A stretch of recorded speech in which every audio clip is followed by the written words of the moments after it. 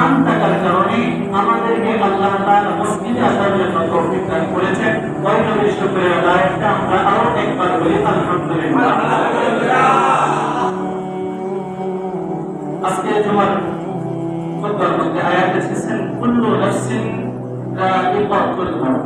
আল্লাহ বলেন প্রত্যেক আত্মাকে মৃত্যুবরণ করতে হবে।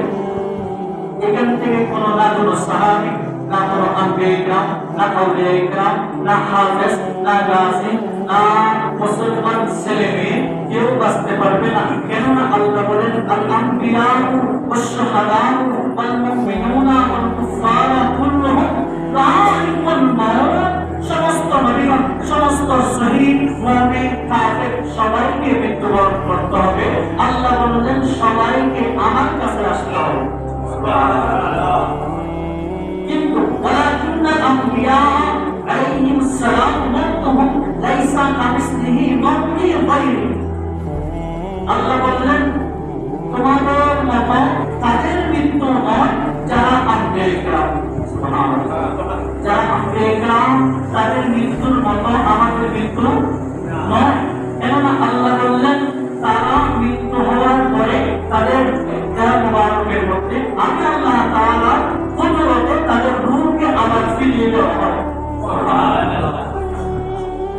وتكون حياتهم على الوجه الكمال برد أرواحهم بعد الموت بقدرة الله. কেননা নবীদের মৃত্যুর পর তাদের দেহ মুবারকের মধ্যে রূহকে ফেরত দেওয়া হয়। শুধু তাই নয়, তারা কবরের মধ্যে জীবিত থাকে এবং তাদেরকে আমি রিজিক দিয়ে থাকি।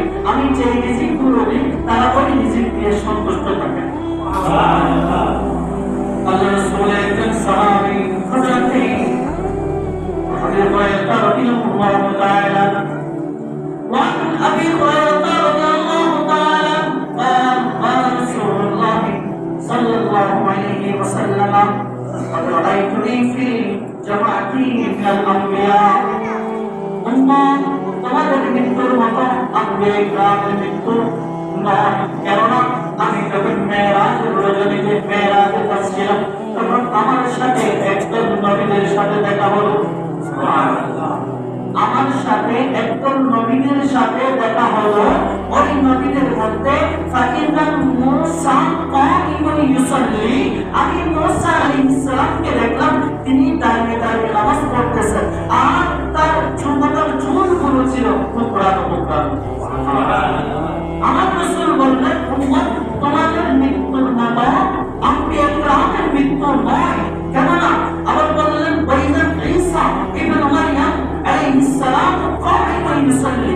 মারইয়ামের ছেলে হযরত ঈসা আলাইহিস সালামকে আমি দেখলাম তিনিও দাঁড়িয়ে দাঁড়িয়ে নামাজ পড়তেছেন। সুবহানাল্লাহ। وإذا إبراهيم قائم يصلي تشهد الناس به صاحبكم بعد الصروف على الصلاة فأمنه. আমি হযরত ইব্রাহিম আলাইহিস সালামকে দেখলাম।